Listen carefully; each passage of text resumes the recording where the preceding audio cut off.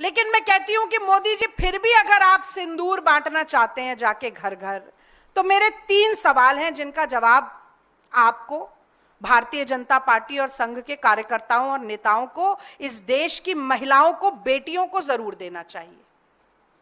और पहला सवाल यह है कि पराये आदमियों द्वारा दिया गया यह सरकारी सिंदूर, पराये आदमियों द्वारा दिया गया यह सरकारी सिंदूर किसके काम आएगा और किस लिए काम आएगा? तो जो हिंदू धर्म के स्वघोषित ठेकेदार हैं, संघी और भाजपाई, क्या वो नहीं जानते हैं कि भारत में हिंदू सनातनी ब्याहता महिला जो है, उसे बिछिया, मंगलसूत्र और सिंदूर ससुराल से मिलता है।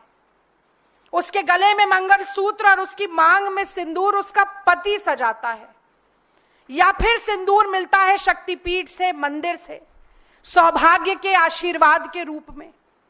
तो ये जब आपके कार्यकर्ता डिब्बियों और पैकेट में सिंदूर पहुंचाएंगे, और लिख कर रख लीजिए कि जिस डिब्बी में, जिस पैकेट में सिंदूर जाएगा, उसके ऊपर भी मोदी जी की फोटो छपी होगी, क्योंकि कोविड की वैक्सीनेशन सर्टिफिकेट पर जिस व्यक्ति ने अपनी फोटो छाप दी हो, वो क्या ऐसी जब सिंदूर बांटेगा तब अपनी फोटो नहीं छापेगा? ये छपास ही है जिसके कारण ये राजनीतिकरण हो रहा है।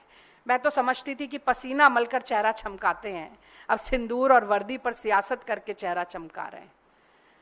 तो जब वो पराया मर्द मोदी जी की फोटो पे छपा हुआ पैकेट सिंदूर का ले जाएगा, तो वो किसी ब्याहता महिला के काम नहीं आएगा, वो काम आएगा मोदी जी के, वो काम आएगा मोदी जी के प्रचार के, और वो काम आएगा मोदी जी की सस्ती और ओछी सियासत के, राजनीति के, पॉलिटिसाइजेशन के।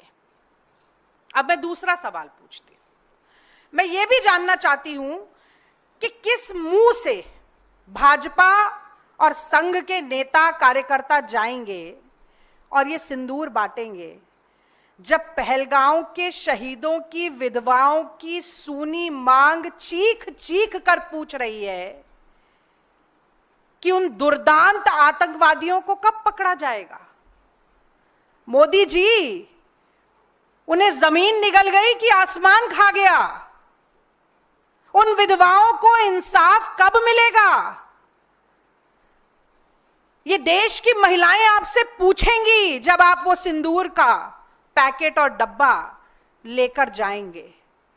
आपसे कहा जाएगा कि क्यों नहीं मौत के घाट उतारा गया, क्यों नहीं मारा गया? अगर सिंदूर का इंसाफ आपको देना था महिलाओं को और सिंदूर को बांटने का काम आप कर रहे हैं।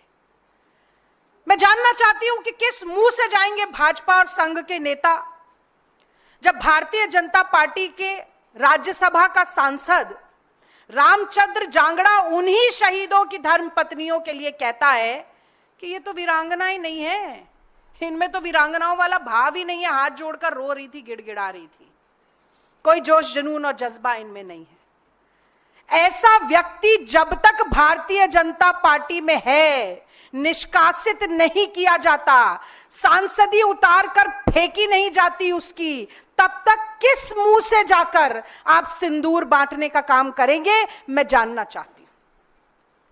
मैं जानना चाहती हूं कि कैसे मुंह दिखाएंगे इस देश की महिलाओं को, बेटियों को, नारी शक्ति को, जब शहीद विनय नरवाल की पत्नी ने केवल यह कहा कि हिंदू मुसलमान मत करो, मत करो हिंदू मुसलमान, क्योंकि पाकिस्तान के आतंकवादी आए थे, धर्म पूछकर मार के गए हैं।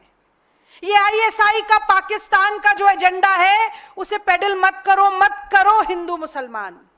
लेकिन संघी भाजपाइयों को ये कैसे बर्दाश्त हो सकता है कि वो शहीद की पत्नी, शहीद की बेवा ही क्यों ना हो, शहीद की विधवा ही क्यों ना हो, उसने मुंह से तो हिंदू मुसलमान एकता की बात कर दी ना,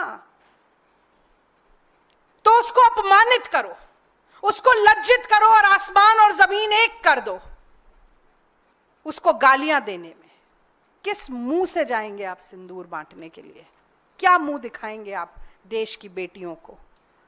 और मैं जानना चाहती हूं कि वो विजय शाह, कर्नल सोफिया कुरैशी मांग में सिंदूर नहीं लगाती है, पर वो भारत माता की उतनी ही बेटी है जितनी हर वो महिला जो देशभक्ति में अपना सब कुछ न्यौछावर करना चाहती है, तो विजय शाह की जुर्रत कैसे हो जाती है कि वो आतंकवादियों की बहन बता दे और उसके बाद मंत्रिमंडल में बना रहे कि जबलपुर का हाईकोर्ट संज्ञान ले ले पर मोदी जी संज्ञान नहीं ले सकते, कि मोदी जी की मूक सहमति बार बार ऐसे लोगों को मिलती रहे जो देश की बेटियों को अपमानित करते हैं और फिर उसके बाद सिंदूर बांटने की बात करते हैं। बहुत आश्चर्य होता है मुझे। और जब तक ये सारे नाम मैंने आपको गिनाए, मैं विक्रम मिश्री जी का भी उदाहरण दे सकती। सीज फायर का निर्णय सरकार का था ट्रंप और ट्रेड के दबाव में, पर घोषणा उन्होंने क्या कर दी, अंधभक्तों की टोली लग गई उनके पीछे। और उनके पीछे तो लगी, उनकी बेटी का क्या कसूर था कि उसके बारे में इतनी अनर्गल बातें कही गई। अंतहीन है ये फहरिस्त। और मैं समझती हूं कि जब तक इन लोगों को निकाला नहीं जाता है, जब तक ऐसे बेशर्मों को, निर्लज्जों के मुंह पे कालिख नहीं पोती जाती है, तब तक सिंदूर बांटने की जगह अपनी नाक को चुल्लू भर पानी में डुबो कर रखना चाहिए मोदी सरकार को। और तीसरा सवाल मैं पूछना चाहती हूं, जो ऑपरेशन सिंदूर से थोड़ा इतर है, क्योंकि मुझे लगता है कि ऑपरेशन सिंदूर की सफलता का गुणगान पूरा देश कर रहा है, देश का हर नागरिक कर रहा है। हिंदू, मुस्लिम, सिख, ईसाई, जैन, पारसी, हर संप्रदाय, हर प्रांत, हर जाति, हर भाषा का व्यक्ति कर रहा है।